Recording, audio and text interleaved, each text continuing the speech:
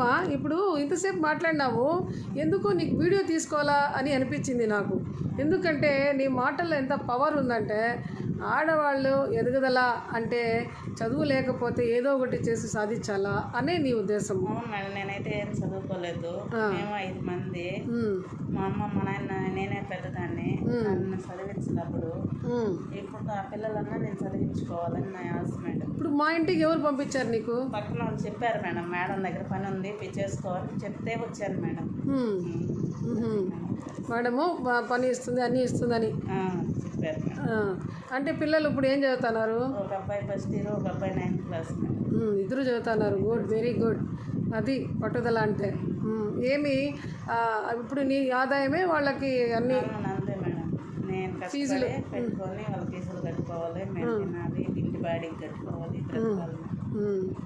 చూసారండి, పిల్లల కోసము 2, 3, 4, 5 ఇండ్లు పని చేయడానికి కూడా ఆమె రెడీ అయిపోయినారు పాపం.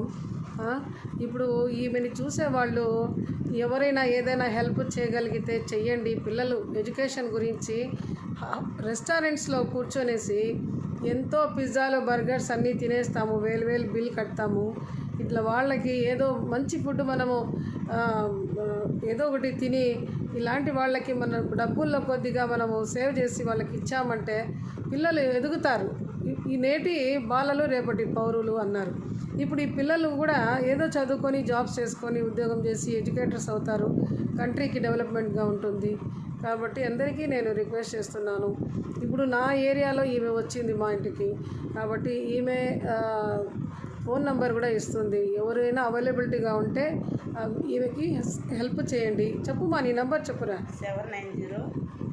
7901395 చూడండి, హెల్ప్ చేయండి. మనము ఎంత ఖర్చు పెట్టేస్తా, ఎంతో సిక్ అయినామంటే డాక్టర్స్కి థౌజండ్స్, లక్షల్లో బిల్ కట్టేసి వచ్చేస్తాం. ఒక మంచి గొప్ప మనస్సు చేసి ఇట్లా వాళ్ళకి మనం ఇస్తే పిల్లలు ఎదుగుతారు, చదువుకుంటారు. 3, 4, 5 ఇళ్లల్లో కూడా పని చేయడానికి రెడీ అయిపోయింది ఈమె. ఎందుకని అమ్మ అంతా తల మీద వేసుకోవాలి చెప్పు? పిల్లలు భవిష్యత్తు చూసుకోవాలి మేడం. పిల్లలు కట్టాలా, కరెంట్ బిల్లు కట్టుకోవాలి, మేము తినాలి, మిగిలింది పిల్లలు చూసుకోవాలి. ఇంకా పిల్లలే నా సర్వస్వము అంతా అంటున్నాం. పిల్లలే నా ప్రపంచం. పిల్లలు ఏది లేదు అలా అనుకోవద్దు.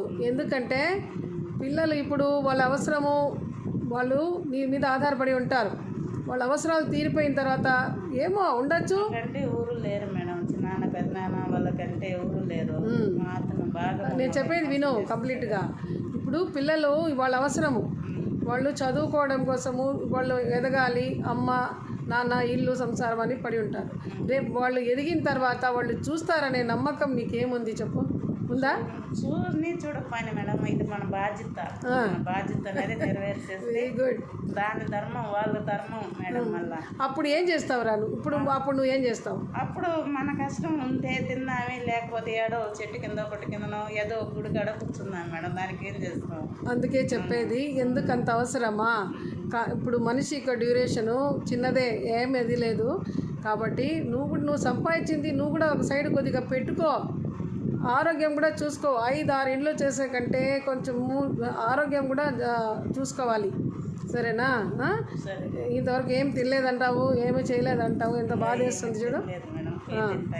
నేను ఎదురుగా కూడా గిల్లు ఉండాది, అక్కడ కూడా నేను చెప్తాను నీకు, అక్కడ కూడా పని కల్పిస్తాను. ఇక్కడ కూడా నేను పిలుస్తాను నీకు.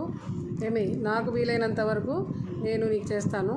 ప్లస్ వీడియో విన్న వాళ్ళు కూడా ఈమెని హెల్ప్ చేస్తే బాగుంటుంది అని నా కోరిక. ఓకే, సో మా ఇంటికి వచ్చింది ఈమె ఈరోజు. Okay, thank you.